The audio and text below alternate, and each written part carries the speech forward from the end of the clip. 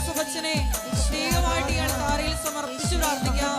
അച്ഛന്റെ ആരോഗ്യത്തെ സമർപ്പിച്ചു പ്രാർത്ഥിക്കാം. വരാൻ പോകുന്ന എല്ലാ ധ്യാനങ്ങളെയും പ്രത്യേകമായിട്ട് സമർപ്പിച്ചു പ്രാർത്ഥിക്കാം. ധ്യാനത്തിൽ പങ്കെടുത്ത് പ്രാർത്ഥിക്കുന്ന, ഈ ആരാധനയിൽ പങ്കെടുത്ത് വിവിധങ്ങളായ സമയങ്ങളിൽ പങ്കെടുത്ത് പ്രാർത്ഥിക്കുവാൻ പോകുന്ന മുഴുവൻ മക്കളെയും പ്രത്യക്ഷീകരണത്തിന്റെ സ്ഥിരം സാക്ഷികളാക്കി ഉയർത്തണമേ എന്ന് പ്രാർത്ഥിക്കുന്നു. Hallelujah, hallelujah. കുരിശുകൾ സന്തോഷത്തോടെ ഏറ്റെടുക്കുവാനുള്ള വലിയ ദൈവ സ്നേഹം ഞങ്ങൾക്ക് നൽകണമേ എന്ന് പ്രാർത്ഥിക്കുന്നു. Hallelujah, hallelujah. മഹത്വം, മഹത്വം. ആരാധന, ആരാധന. ഹല്ലേലൂയ.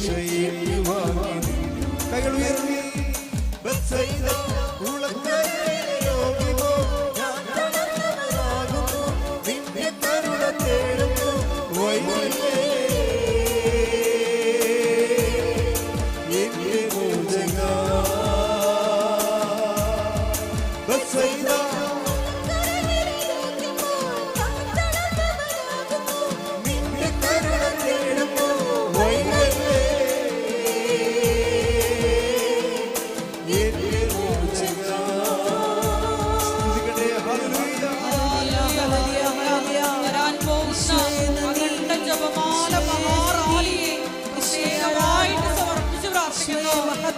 ഉയർത്തി എല്ലാ ക്രമീകരണങ്ങളെയും പ്രത്യേകമായിട്ട് സമർപ്പിച്ചു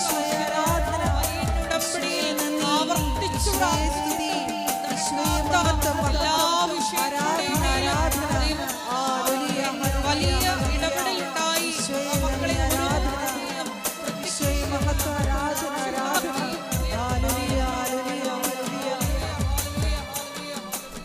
കഴിഞ്ഞ ദിവസങ്ങളിൽ ആർട്ടിക് ഏരിയ എന്ന് പറഞ്ഞാൽ അലർജി ഡിസീസ്. ആർട്ടിക് ഏരിയ ത്വക്കെല്ലാം തൊലി ഇങ്ങനെ പൊടിഞ്ഞു വരണ എന്തോ രോഗം, സഹിക്കാൻ പറ്റാത്ത രോഗമാണ്. പക്ഷേ അവർ ഉടമ്പടി ചെയ്യാൻ വേണ്ടി വന്നപ്പോൾ അത് മറന്നുപോയി. അവരുടെ വേറെ കുറേ പ്രോബ്ലംസ് ഉണ്ടായ കാരണം അവർ ത്വക്ക് രോഗത്തിൽ അനുഭവിക്കുന്ന ഈ പ്രയാസം മറന്നുപോയതാണോ, ഇനി അതൊക്കെ നടക്കുമോ ഇല്ലയോ എന്നൊക്കെ ഡൗട്ടുള്ളതുകൊണ്ട് എനിവേ അവരത് എഴുതിയില്ല. ലിയ കോഴിക്കോട് നമ്മൾ സാക്ഷി ഇന്നലെ പറഞ്ഞതാണ്. ഞാൻ ആ സാക്ഷ്യം ശ്രദ്ധിച്ചായിരുന്നു. അവിടെ സാക്ഷ്യങ്ങൾ മുഴുവനും നിലനിന്നിരിക്കുന്ന സാധനം I am in relation with Jesus. അതാണ് സാധനം. ഇപ്പോഴത്തെ ഉടമ്പടി സാക്ഷ്യങ്ങളുടെ ലെവലിൽ കൂടിയിട്ടുണ്ട്. അവരുടെ സാക്ഷ്യങ്ങൾ മുഴുവനും അവർ പറഞ്ഞിങ്ങനെ വരുന്നത് മുഴുവൻ എന്താണ്, ഞാൻ കർത്താവുമായി ഒരു റിലേഷനിലാണ്. അത് വെച്ച് കഴിഞ്ഞാൽ പിന്നീട് അവരുടെ ഇപ്പം നമുക്കറിയാവില്ലേ, ഇപ്പോൾ സങ്കീർത്തനം എടുത്തേ നമ്മളെപ്പോഴും എടുക്കുന്നതാണ്. ഓരോ പ്രഭാതത്തിൽ ശ്രുതികട hallelujah hallelujah hallelujah hallelujah hallelujah. ഓ ദിവ്യകാരുണ്യമേ,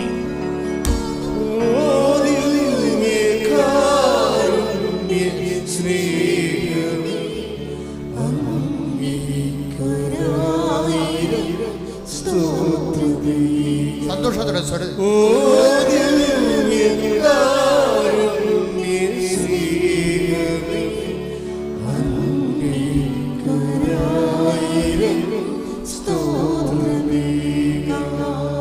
ഇടിമുഴക്കം പോലെ ശ്രദ്ധിക്കട്ടെ. ഹല്ലേലൂയ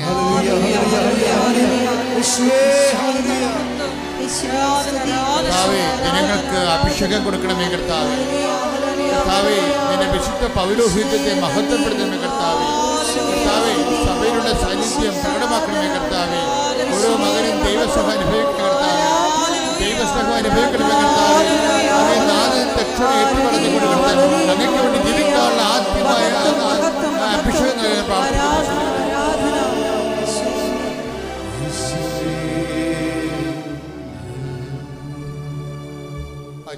വിലാപങ്ങൾ 3:22-23. വിലാപങ്ങളുടെ പുസ്തകം 3-ാം അധ്യായം 22-ാം വാക്യം.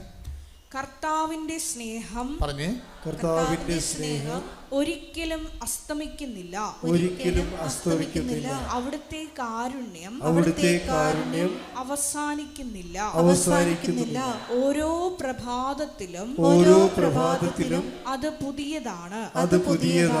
അവിടുത്തെ വിശ്വസ്തത ഉന്നതമാണ്. Praise the Lord.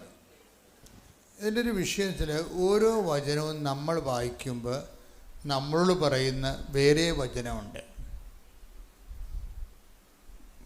വചനം വായിക്കുമ്പോൾ ഞാൻ എപ്പോഴും ഞങ്ങളോട് പറയുന്നത് നിങ്ങൾ കുറച്ച് നേരം ശാന്തമായിരിക്കണമെന്ന് പറയും, അല്ലേ? എന്താ കാര്യം വെച്ചാൽ വചനം വായിക്കുന്നത് കേൾക്കാനും വേണ്ടിയാണ്. ഓരോ വചനവും നമ്മൾ വായിക്കുമ്പോൾ നമ്മളോട് പറയുന്ന വേറൊരു വചനമുണ്ട്. ഇത് കേൾക്കണം, ഇതാണ് ദൈവം സംസാരിക്കുന്നത്. ഓരോ വചനവും നമ്മൾ വായിക്കുമ്പോൾ നമ്മളോട് പറയുന്ന വേറെ വചനമുണ്ട്. എന്താണ്? കർത്താവിൻ്റെ സ്നേഹം ഓരോ പ്രഭാതത്തിലും പുതിയതാണെന്ന് പറയുമ്പോൾ അതാണ് നമ്മൾ വായിക്കുന്ന വചനം. നമ്മളോട് പറയുന്ന വചനം എന്താണ്? അതുപോലെ നിങ്ങളും ഓരോ പ്രഭാതത്തിലും പുതിയ സ്നേഹത്താൽ ദൈവത്തെ സ്നേഹിക്കണം. ശ്രുതിയുടെ ഹല്ലേലൂയ. ഓ ദിവ്യകാരുണ്യമേ,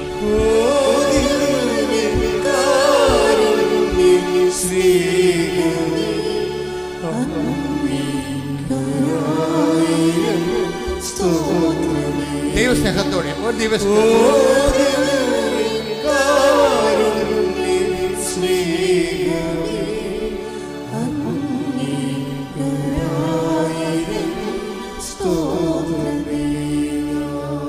എൻ്റെ മക്കളെ, ജോലി ഇല്ലാത്ത അവസ്ഥ, വീട് ഇല്ലാത്ത അവസ്ഥ, കല്യാണം ഒക്കാത്ത അവസ്ഥ, മക്കൾ ഇല്ലാത്ത അവസ്ഥ, ഈ അവസ്ഥകളെല്ലാം അവിടെ കിടക്കട്ടെ. നിങ്ങളൊരു തീരുമാനം എടുക്കുക. എന്താണ്? ദൈവത്തെ ഞാൻ സ്നേഹിക്കാൻ തീരുമാനിച്ചിരിക്കുന്നു. അത് തീരുമാനിച്ചു കഴിഞ്ഞാൽ പുതിയ സ്നേഹമാണ് കേട്ടോ. എന്താണ് കാര്യം? നമുക്കൊരു ചാലഞ്ച് തന്നിരിക്കുകയാണ്. ഓരോ വചനവും നമ്മൾ കേൾക്കുമ്പോൾ നമ്മളോട് പറയുന്ന വേറെ ഒരു വചനമുണ്ട്. എന്താണ്? മനസ്സിലായില്ലേ? ഓരോ വചനവും നമ്മൾ കേൾക്കുമ്പോൾ ദൈവം നമ്മളോട് പറയുന്ന വേറൊരു വചനമുണ്ട്. എന്താണ്? ഓരോ പ്രഭാതത്തിലും എനിക്ക് നിങ്ങളോടുള്ള സ്നേഹം പുതിയതാണെന്ന് പറയുമ്പോൾ അതിൻ്റെ നമ്മളോട് പറയുന്ന വചനം എന്താണ്? അതുപോലെ നമ്മളും ഓരോ ദിവസവും ദൈവത്തോട് പുതിയ സ്നേഹത്തിലാണ് വളരേണ്ടത്. കർത്താവിൻ്റെ വചനം, അതായത് ഈ ബൈബിളിൻ്റെ ഒരു പ്രത്യേകത എന്നറിയുക, ബൈബിള് ദൈവം ചോക്കായിട്ടാണ് ആൾക്കാർ ഉപയോഗിച്ചിരിക്കുന്നത്. ഇപ്പം അധ്യാപകൻ ഒരു ചോക്ക് കൊണ്ട് ഒരു ബോർഡിൽ ഇങ്ങനെ എഴുതുന്നത് അധ്യാപകനാണ്, ചോക്കാണ്? അധ്യാപകൻ ചോക്ക് കൊണ്ട് ഒരു ബോർഡ് എഴുതുന്നത് അധ്യാപകനാണ്, ചോക്കാണോ? ഇതുപോലൊരു പ്രശ്നമാണ് വചനത്തിലുള്ളത്. ഇൻസ്പിറേഷൻ്റെ പ്രശ്നം അതാണ്. എന്താണ് എഴുതണത്? ദൈവം ഈ അധ്യാപകൻ ഈ ചോക്ക് കൊണ്ട് എഴുതുകയല്ലേ. അപ്പോൾ ഈ എഴുത്തുകാരൻ പറയുന്നത്, ഇപ്പോൾ പൗലോസ് എഴുതിയ ലേഖനം നമ്മൾ വായിക്കുന്നു, പൗലോസ് ചോക്ക് മാത്രമാണ്. അവിടുത്തെ അധ്യാപകൻ ആരാണ്? പരിശുദ്ധാത്മാവാണ് അധ്യാപകൻ. അപ്പോൾ പരിശുദ്ധാത്മാവ് ഒരാളെ എടുത്തുകൊണ്ട് ഉൽപ്പത്തി പുസ്തകം എഴുതിച്ച് മോസസിനെ കൊണ്ട് എഴുതിച്ചതാണത്. അപ്പോൾ അവിടെ ചോക്ക് മോസസ് ആയിരുന്നു. ഇങ്ങനെ ഓരോരോ ഘട്ടം ഇങ്ങനെ ആൾക്കാരെ കൊണ്ട് എഴുതിക്കുമ്പോൾ എപ്പോഴും നമ്മൾ ശ്രദ്ധിക്കേണ്ട കാര്യം, കൊടിയ ദൈവസ്നേഹം ഉള്ളവരെ കൊണ്ടാണ് ദൈവം ഇതൊക്കെ എഴുതിച്ചിരിക്കുന്നത്. പരമാവധി ദൈവത്തിന് വേണ്ടി മാത്രം ജീവിക്കുന്ന ആൾക്കാരെ ഉപയോഗിച്ചാണ് ഈ സംഭവം എഴുതിച്ചിരിക്കുന്നത്. പക്ഷേ എഴുതുമ്പോൾ ഉണ്ടാകുന്ന വിഷയം എന്ന് വെച്ച് കഴിഞ്ഞാൽ, അവർക്ക് താങ്ങാൻ പറ്റാത്ത കാര്യങ്ങൾ തന്നെയാണ് ഇതിൻ്റെ അകത്ത് വരണത്. കാര്യം അവർക്ക് പോലും അത് മനസ്സിലായി കാണത്തില്ല. ഇപ്പോൾ ഈ സങ്കീർത്തനം എഴുതിയിരിക്കുന്നത് പകുതി മുക്കാലും ദാവീദാ. അപ്പോൾ എഴുതുമ്പോൾ എന്താ പറയണത്? ഓരോ പ്രഭാതത്തിലും അവിടുന്ന് നമ്മളോടുള്ള സ്നേഹം, അവിടുത്തെ സ്നേഹം പുതിയതാണെന്ന് പറയണം. ഇപ്പം നമ്മുടെ ലക്ഷ്യം, നമ്മൾ ഇത് വായിക്കുമ്പോൾ നമുക്കെന്താണ് നമ്മളോട് പറയുന്ന വാക്ക്? അതുപോലെ ദൈവവൈതരെ നീയും നിൻ്റെ ജീവിതവും ഓരോ പ്രഭാതത്തിലും ദൈവത്തോടുള്ള നിൻ്റെ സ്നേഹം പുതിയതായിരിക്കണം. ഒരു പുതിയ കോൺട്രിബ്യൂഷൻ എൻ്റെ അകത്ത് ഉണ്ടാകണം. അമ്മ മാതാവിനും തിരുക്കുമാരനും കോടാനുകോടി നന്ദി അർപ്പിക്കുകയാണ്. എൻ്റെ പേര് സുരേഷ്. ഞാൻ പത്തനംതിട്ട ജില്ല അടൂരിൽ നിന്ന് വരുന്നു. എൻ്റെ വിഷയം, ഞാൻ 12/5/2025 ഉടമ്പടി എടുക്കുന്നത്. എൻ്റെ വിഷയം, എൻ്റെ വലത്തെ കാലിന് അതിയായ വേദനയുണ്ടായി. ആ വേദന ആശുപത്രിയിൽ കൊണ്ട് കാണിച്ചപ്പോൾ ഇത് ഓപ്പറേഷൻ ചെയ്യണമെന്ന് പറഞ്ഞു. അങ്ങനെ ആദ്യത്തെ ട്രീറ്റ്മെൻറ്റിൽ ഓപ്പറേഷൻ ചെയ്തു. അത് 30 ദിവസം കഴിഞ്ഞപ്പോൾ വീണ്ടും അതിയായ വേദനയുണ്ടായി. അത് വീണ്ടും ആശുപത്രിയിൽ കൊണ്ട് കാണിച്ചപ്പോൾ അത് വീണ്ടും ഓപ്പറേഷൻ ചെയ്തു. അങ്ങനെ ആ മുറിവ് ഭയങ്കര മുറിവായതുകൊണ്ട് ആ ട്രീറ്റ്മെൻറ്റ് ചെയ്ത് തന്ന അമ്മ എനിക്ക് ഒരു പത്രം കൊണ്ട് തന്നു. അങ്ങനെ ഞാൻ ആ പത്രം കൊണ്ടുപോയി വായിക്കുകയും അങ്ങനെ അപ്പോൾ ആ ഡോക്ടർ പറഞ്ഞിരുന്നു, ഈ മുറിവ് നിങ്ങൾ ഇനി ആശുപത്രിയിൽ കൊണ്ടുപോയി ട്രീറ്റ്മെൻറ്റ് ചെയ്ത് മതി, നിങ്ങളുടെ വീട്ടിൽ വെച്ചൊന്നും ചെയ്യണ്ട എന്ന് പറഞ്ഞു. അങ്ങനെ ഞാൻ ആശുപത്രിയിൽ ഒരു ഫിസിഷ്യൻ്റെ അടുത്ത് കൊണ്ടുവന്ന് ഈ മുറിവ് കാണിക്കുകയും പുള്ളി എന്നോട് പറഞ്ഞു, ഇത് എനിക്ക് വിശദമായിട്ടൊന്ന് നോക്കണമെന്ന് പറഞ്ഞു. അങ്ങനെ ആ മുറിവ് നോക്കിയിട്ട് പുള്ളി പറഞ്ഞു, ഇത് പഴുപ്പ് വീണ്ടും കയറുകയാണ്, അതുകൊണ്ട് ഇതിവിടെ പറ്റത്തില്ല. കുളനട എന്ന് പറയുന്ന ആശുപത്രിയിൽ കൊണ്ടുപോയി ഇത് വിദഗ്ധമായ രീതിയിൽ നല്ല രീതിയിൽ കൂടി ഇത് ഓപ്പറേഷൻ ചെയ്തില്ലെങ്കിൽ ഈ കാലിൻ്റെ ഉപ്പൂറ്റി മുറിച്ച് മാറ്റേണ്ടി വരുമെന്ന് പറഞ്ഞു. അപ്പം ഞാൻ വളരെ വിഷമസ്ഥിതിയിലായി. അങ്ങനെ ഞാൻ ഈ പത്രം വായിച്ചു. എൻ്റെ ഭാര്യയോട് ഞാൻ ആശുപത്രിയിൽ നിന്ന് തിരിച്ചു എന്ന് പറഞ്ഞു. കൃപാസന പത്രം വായിച്ചിട്ട് ഞാൻ സ്ഥിരം വായിക്കുമായിരുന്നു. 2 ദിവസം വായിച്ചിട്ട് ഞാൻ പറഞ്ഞു, ഞാൻ ഇനി ആശുപത്രിയിൽ പോകുന്നില്ല. എന്നോട് ചോദിച്ചു, ഇനി എന്തുവാ ചെയ്യുന്നത്?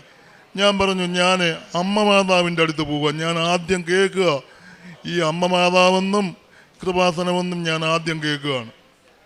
അപ്പം ഞാൻ പറയുകയാണ്, ഞാൻ ഇനി ഈ കൃപാസന അമ്മയുടെ അടുത്ത് പോവുക, എനിക്ക് അമ്മ തരും എന്ന് പറഞ്ഞു. ഞാനൊരു ഓട്ടോ ഡ്രൈവറാണ്.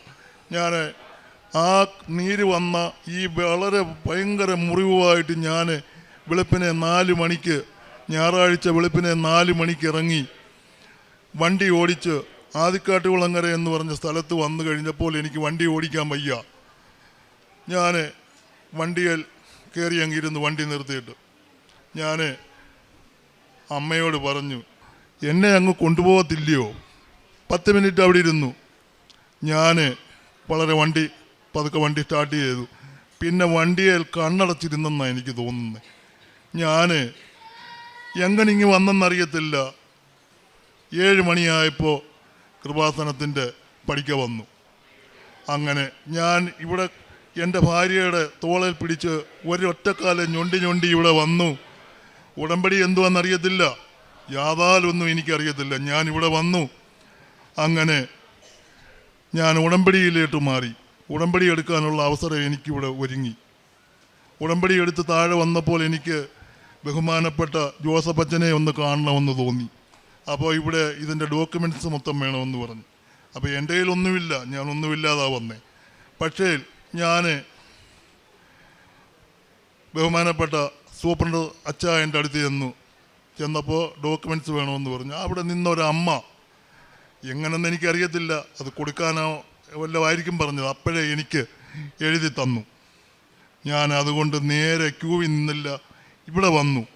ഇവിടെ വന്ന് ഈ പൈപ്പിൽ പിടിച്ച് നിന്നപ്പോൾ ബഹുമാനപ്പെട്ട ജോസഫ് അച്ഛൻ ഓടി വന്ന് എൻ്റെ കയ്യിൽ നിന്ന് കുറിപ്പ് വാങ്ങിച്ച് എൻ്റെ തലയിൽ കൈവച്ച് അവിടെ പ്രാർത്ഥിച്ചു. തിരിച്ചു വന്ന് എൻ്റെ തലയിൽ കൈവച്ചു. അച്ഛൻ ഇരുന്ന് എൻ്റെ കാലിൽ ഒരു 2 മിനിറ്റോളം അച്ഛൻ പ്രാർത്ഥിച്ചു. അച്ഛൻ ഒന്നും എന്നോട് പറഞ്ഞില്ല. ഞാൻ ഇറങ്ങി വെളിയിൽ പോയി. അങ്ങനെ വീട്ടിൽ ചെന്നു. പിറ്റേ ദിവസം ഞാൻ ഒരാശുപത്രിയിൽ പോയി. ഇത് ഡ്രസ്സിങ്ങിന് ചെന്നപ്പോൾ ഞാൻ ചോദിച്ചു, ഇത് കെട്ടഴിച്ചപ്പോൾ ഞാൻ ചോദിച്ചു, ഈ മുറിവിന് എന്തെങ്കിലും പഴുപ്പോ എന്തെങ്കിലും ഉണ്ടോ എന്ന് ചോദിച്ചു. എനിക്ക് വേദനയൊന്നുമില്ല. അപ്പം ആ സിസ്റ്റർമാർ ചെന്ന് ഡോക്ടറെ വിളിച്ചുകൊണ്ട് വന്നു. ഇത് ലൈറ്റ് അടിച്ചാലേ ഈ മുറിവിന് അകം കാണത്തുള്ളൂ. അങ്ങനെ അത് കണ്ട് ആ ഡോക്ടർ പറഞ്ഞു ഈ കാലിന് പഴുപ്പില്ല, ഈ കാല് കരിയാൻ തുടങ്ങി, നിങ്ങൾ ഇത് സൂക്ഷിച്ച് അങ്ങ് കൊണ്ട് നടന്നാൽ മതി. ഞാൻ പിന്നെ മരുന്നിന് പോയില്ല. ഞാൻ ഇവിടുന്ന് കിട്ടിയ വെഞ്ചരിച്ച തേനും ഉപ്പും കഴിക്കും. എൻ്റെ കാലിൽ എന്നും രാവിലെയും വൈകിട്ടും ഞാൻ തിരി കത്തിക്കുമ്പോൾ എൻ്റെ കാലിൽ ഞാൻ ഇത് പുരട്ടും, കുരിശ് വരയ്ക്കും. അങ്ങനെ ഈ വ്രണം, ഈ മുറിവ് കരിഞ്ഞു. ഞാനിപ്പോൾ കാല് കുത്തി ജോലിക്കൊക്കെ പോകുന്നുണ്ട്, എനിക്കൊരു കുഴപ്പവുമില്ല.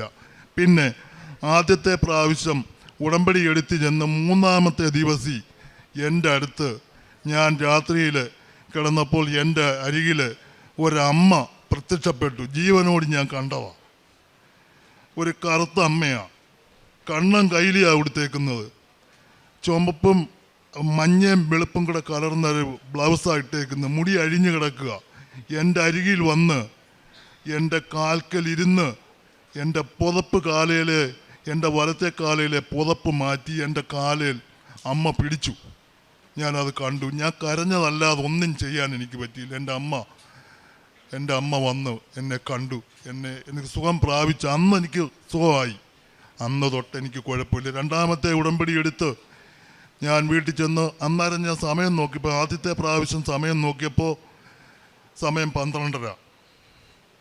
പിന്നെ 2-ാമത്തെ ഉടമ്പടി എടുത്തപ്പോൾ ഞാൻ 3-ാമത്തെ ദിവസം എൻ്റെ അരികിൽ അമ്മ, തിരുക്കുമാരൻ, ഞാൻ എൻ്റെ ചേട്ടനെന്നാണ് ഇപ്പോൾ പറയുന്നത്, എൻ്റെ അമ്മയും എൻ്റെ ചേട്ടനും എന്നെ കാണാൻ വന്നു.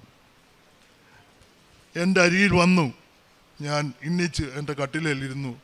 അമ്മയെന്ന് വിളിച്ചു. അമ്മ പുറമോട്ട് മാറി.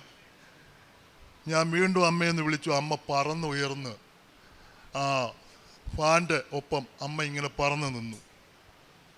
കരഞ്ഞതല്ലാതെ ഒന്നും ചെയ്തില്ല. അപ്പോൾ അമ്മ മറഞ്ഞു. അത് കഴിഞ്ഞ് ഞാൻ വീണ്ടും കിടന്നു. വീണ്ടും ഭയങ്കര കാറ്റ്, ആ റൂമിനകത്തിൽ ഭയങ്കര കാറ്റ്. 3 കർട്ടൻ ഉണ്ട്. ആ 3 കർട്ടനും വന്ന് റൂമിൻ്റെ നടുഭാഗത്ത് സെൻട്രലായി. അങ്ങനെ ഞാൻ നോക്കുമ്പോൾ എൻ്റെ വലത്ത് സൈഡിൽ അമ്മ വീണ്ടും നിൽക്കുന്നു. അമ്മയുണ്ട്, എൻ്റെ ചേട്ടനുമുണ്ട്. മറഞ്ഞു. അങ്ങനെ ഞാൻ നേരിട്ട് എൻ്റെ അമ്മയും എൻ്റെ ചേട്ടനായ എൻ്റെ ക്രിസ്തുവിനെയും ഞാൻ കണ്ടു, നേരിൽ കണ്ടു. എനിക്ക് അനുഗ്രഹം കിട്ടി. എനിക്കിനി ഇത് കൂടുതൽ യാതൊന്നും സാധിക്കാനില്ല. സാക്ഷ്യം, ഇതെൻ്റെ സാക്ഷ്യം. പിന്നെ പ്രേക്ഷിത പ്രവർത്തനങ്ങൾ ചെയ്യുന്നത്, പത്രം വാങ്ങിച്ച് ഞാൻ വണ്ടാനം മെഡിക്കൽ കോളേജിൽ ഇവിടുന്ന് പോകുമ്പോൾ കൊണ്ട് കൊടുക്കും. രോഗികളെ കണ്ട് അവർക്ക് പ്രാർത്ഥിച്ചു കൊടുക്കും. ഞാൻ ഊണൊന്നും ആർക്കും വാങ്ങിച്ചു കൊടുക്കുന്നില്ല. ഞാൻ അവിടെ രോഗിയൊക്കെ കൊണ്ടിരുന്ന ഓരോ പൊതി ഞാനും എൻ്റെ ഭാര്യയും വാങ്ങിച്ച് അവിടെ ഇരുന്ന് കഴിക്കും. ഞങ്ങൾക്ക് വിളമ്പി തരുന്നത് ഞങ്ങളുടെ അമ്മയാണ്. എൻ്റെ അമ്മ എൻ്റെ കൂടെ ഉണ്ട്. എനിക്ക് ഊണ് അമ്മ അവിടെ നിന്ന് വാങ്ങിച്ചു തരും. ഞങ്ങൾ കഴിച്ചു. എനിക്ക് വിളമ്പി തരും. എൻ്റെ അമ്മ എന്നെ വീട്ടിൽ കൊണ്ടുവിടും. എനിക്കിത് കൂടുതൽ എന്ത് വേണം? എനിക്ക് സമയം ഉണ്ടായിരുന്നെങ്കിൽ ഒരു ദിവസം മൊത്തം പറഞ്ഞാൽ തീരാത്തതുപോലെ എൻ്റെ അമ്മയും എൻ്റെ ചേട്ടനും എനിക്ക് അനുഗ്രഹങ്ങൾ വാരിക്കോരി തരിക. ഞാനിപ്പോൾ എൻ്റെ കാല് പോകേണ്ടതാ. എൻ്റെ കാല് കുത്തി ഞാൻ നടക്കുന്നു, പണി ചെയ്യുന്നു. എനിക്ക് യാതൊരു കുഴപ്പമില്ല. ഞാൻ ഇന്നലെയായി എൻ്റെ കാലിൻ്റെ പൊതിച്ചിലഴിച്ചത്. ഞാൻ അത് ഇൻസ്പെക്ഷൻ ആകുമെന്നും ചൊല്ലിയാണ് നടന്നത്. പക്ഷേ ഒന്നുമില്ല. ഇന്നലെ ഞാൻ അമ്മയോട് പറഞ്ഞ് ഞാൻ സാക്ഷ്യം പറയാൻ എനിക്ക് പോകണം. എനിക്ക് വീട്ടിലെന്നാണ് ഞാൻ പറയുന്നത്. എൻ്റെ വീട്ടിൽ എനിക്ക് പോകണമെന്ന് പറയുമ്പോൾ എൻ്റെ അമ്മ എന്നെ വീട്ടിൽ വന്ന് ഇങ്ങ് കൊണ്ടുവന്ന് വേണമെന്നതല്ല. എനിക്കിവിടെ വന്നു കഴിയുമ്പോൾ വലിയ സ്വാധീനമാണ്. അമ്മ എന്നെ എല്ലാം കൊണ്ട് നടന്ന് എല്ലാം സാധിച്ചിട്ടാണ് എന്നെ വീട്ടിൽ കൊണ്ടുവിടുന്നത്. എൻ്റെ വീട്ടിലുണ്ട് എൻ്റെ അമ്മ, എൻ്റെ കുഞ്ഞിൻ്റെ കൂടുണ്ട്, എൻ്റെ ഭാര്യയുടെ കൂടുണ്ട്, ഈ ലോകം മക്കളുടെ കൂടെ എല്ലാം ഉണ്ട്. എല്ലാത്തിനും അമ്മ മാതാവ്, തിരുക്കുമാരൻ, 1000 നന്ദി, കോടാനുകോടി നന്ദി. ഇനിയും ഞാൻ വരും. എൻ്റെ ഈ ജന്മം ബാക്കിയുള്ളതും എൻ്റെ അമ്മയുടെ കൂടെ ജീവിക്കാൻ എനിക്ക് ആഗ്രഹം. അടുത്തൊരു ജന്മം മനുഷ്യ ജന്മമാണെങ്കിൽ ഞാൻ എൻ്റെ അമ്മയുടെ കൂടെ എനിക്ക് ജീവിച്ചാൽ മതി. എനിക്ക് അതിനുള്ള ഭാഗ്യം ഉണ്ടാകണേ എന്ന് ഞാൻ വിശുദ്ധ അമ്മ മാതാവിനും ഉണ്ണീശോയ്ക്കും ഔസേപ്പിതാവിനും 1000 നന്ദി പറയുന്നു. പരിശുദ്ധ അമ്മ ജീവനോടെ പ്രത്യക്ഷപ്പെട്ട ഈ അൾത്താരയിൽ വന്ന് നിൽക്കുവാൻ അമ്മ എനിക്ക് ഭാഗ്യം തന്നതിന് അമ്മയ്ക്കും 1000 നന്ദി ഞാൻ പറയുന്നു. എൻ്റെ പേര് സുലു സന്തോഷ്, വെരൂർ ഇടവക അംഗമാണ്. ഇതെൻ്റെ മക്കളാണ്. ഞാനിവിടെ 2022 ഞാൻ ആദ്യമായി ഉടമ്പടി എടുത്തത്. എൻ്റെ മോൾക്ക് നല്ലൊരു ജോലി കിട്ടാൻ ഞാൻ അമ്മ മാതാവിനോട് ആഗ്രഹിച്ച് പ്രാർത്ഥിച്ചിരുന്നു. മൂത്ത മോള് പഠിച്ചിറങ്ങിയ ഉടനെ അമ്മ അവൾക്ക് നല്ലൊരു സ്ഥാപനത്തിൽ ജോലി തന്ന അമ്മ അനുഗ്രഹിച്ചു. അതുപോലെ തന്നെ രണ്ടാമത്തെ മോള് ജർമ്മനി പോകാനായിട്ട് ആഗ്രഹിച്ചപ്പോഴും ഞാൻ അമ്മയോട് ഒരുപാട് പ്രാർത്ഥിച്ചു. അമ്മയെ ആഗ്രഹിക്കുന്നുവെങ്കിൽ മാത്രമേ അമ്മയെ അവളെ പോകാൻ അനുവദിക്കാവുള്ളൂ എന്ന്. അവൾക്ക് ഒരുപാട് ബുദ്ധിമുട്ടുകളും തടസ്സങ്ങളും ഒക്കെ ഉണ്ടായിരുന്നു. എന്നാലും പരിശുദ്ധ അമ്മ അവൾക്കും പോകാനുള്ള വഴി അമ്മ ഒരുക്കി തന്നു. അവൾ തന്നെ ആ സാക്ഷ്യം പറയും. എൻ്റെ പേര് നീതു, ഞാൻ ചങ്ങനാശ്ശേരിയിൽ നിന്ന് വരുന്നത്. ഞാൻ ആദ്യമായി ഉടമ്പടി എടുക്കുന്നത് 2024 മാർച്ച് 22 ഉടമ്പടി എടുത്തതിന് ശേഷമാണ് ഞാൻ ആദ്യം ജർമ്മൻ പഠിക്കാനായിട്ട് പോയത്. ജർമ്മൻ പഠിച്ച് 2025 ജാനുവരി 25 ഞാൻ ആദ്യമായി എക്സാം എഴുതാൻ പോകുന്നത്. അപ്പോൾ ഉടമ്പടി തൈലവും ഉപ്പും എടുത്ത് പ്രാർത്ഥിച്ചതിൻ്റെ ഫലമായി ആദ്യത്തെ അറ്റംപ്റ്റിൽ തന്നെ എനിക്ക് പാസ്സാകാൻ സാധിച്ചു. അത് കഴിഞ്ഞ് ഉടനെ ഡോക്യുമെൻറ്റേഷന് ഏജൻസി കൊടുക്കാനായിട്ട് ആദ്യം ഒരു ഏജൻസി കൊടുത്തു. 2 മാസത്തോളം വെയിറ്റ് ചെയ്തു, ഒന്നും നടന്നില്ല. അത് കഴിഞ്ഞ് ഞങ്ങളുടെ വീടിൻ്റെ അടുത്തുള്ള ഒരു ആൻറ്റിയുടെ മോള് പോയ ഏജൻസി കൊടുത്ത് അന്ന് 1 മാസം കൊണ്ട് ഡോക്യുമെൻറ്റേഷൻ എല്ലാം കഴിഞ്ഞു. അത് കഴിഞ്ഞിട്ടും VFSന് ഡേറ്റ് കിട്ടാനായിട്ട് താമസിച്ചു. ആദ്യം ഡേറ്റ് കിട്ടി, അത് ഞങ്ങൾക്ക് ഡൽഹിയിലാണ് കിട്ടിയത്. അത് പോയി അപ്ലൈ ചെയ്തു, കഴിഞ്ഞു. ഇതാക്കിയപ്പം ഫസ്റ്റിൽ വിസ റിജക്ഷനായി. അത് കഴിഞ്ഞ് ഡിസംബർ 1 ഞാൻ പിന്നെ വിസയ്ക്ക് അപ്ലൈ ചെയ്തു. അവർ പറഞ്ഞു 1 മാസമാണ് വർക്കിംഗ് ഡേയ്സ്. പക്ഷേ എനിക്ക് 14ാമത്തെ ദിവസം എൻ്റെ കയ്യിൽ എൻ്റെ വിസ വന്നു. ജാനുവരി 16 ഞാൻ ജർമ്മനിക്ക് പോവുകയാണ്. അമ്മ മാതാവിനും ഈശോയ്ക്ക് 1000 നന്ദി പറയുന്നു. എൻ്റെ മൂന്നാമത്തെ മോൾക്ക് കൊറോണയുടെ വാക്സിൻ എടുത്തപ്പോൾ ആദ്യത്തെ എടുത്തപ്പോൾ കുഴപ്പമില്ലായിരുന്നു. രണ്ടാമത്തെ എടുത്തപ്പോൾ അവൾക്ക് അവിടെ വെച്ച് തന്നെ അവൾ തലയിറങ്ങി വീഴുകയും അവൾക്ക് ഒത്തിരി ബുദ്ധിമുട്ട്, കണ്ണിങ്ങനെ മറിഞ്ഞ് പുറകോട്ട് പോകുന്ന പോലെ ഉണ്ടാവുകയും അന്ന് അവിടെ അഡ്മിറ്റ് ആവുകയും ചെയ്തു.